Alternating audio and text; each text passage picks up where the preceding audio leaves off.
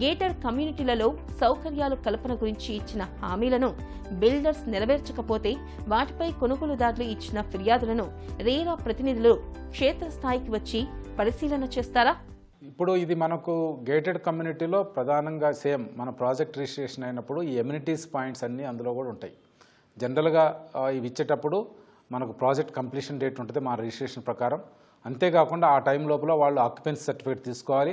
Occupancy certificate తీసుకునేటప్పుడు ఆ planning authority కానీ కాంపిటెంట్ అథారిటీ, అది మున్సిపాలిటీ కానీ పంచాయతీ కానీ లేకపోతే హెచ్ఎండిఏ కానీ డిటిసిపి కానీ అండ్ హుడా కానీ తక్కిన అర్బన్ డెవలప్మెంట్ అథారిటీస్ కానీ వాళ్ళు ఇన్స్పెక్ట్ చేసి వాళ్ళు సర్టిఫికేట్ ఇస్తారు.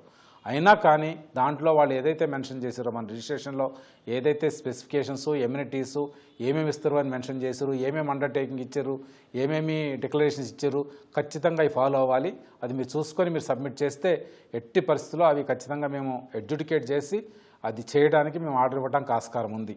అంతేకాకుండా ఇప్పుడు ఒక్కసారి మీకు ఆక్యుపెన్సీ సర్టిఫికేట్ వచ్చినప్పుడు కూడా ఇలాంటి డిఫెక్ట్స్ ఉండడానికి ఆస్కారం ఉంటుంది. స్ట్రక్చరల్ డిఫెక్ట్ ఉంటుంది, లేకపోతే అవి లేకుండా ఉంటుంటాయి.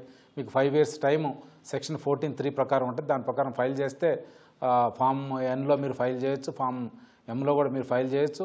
సో దాని ప్రకారం మేము అడ్జుడికేట్ చేసి మీకు ఆర్డర్ ఇచ్చి అది కంప్లై అయ్యేటట్టు చేయడానికి ఆస్కారం ఉంటుంది.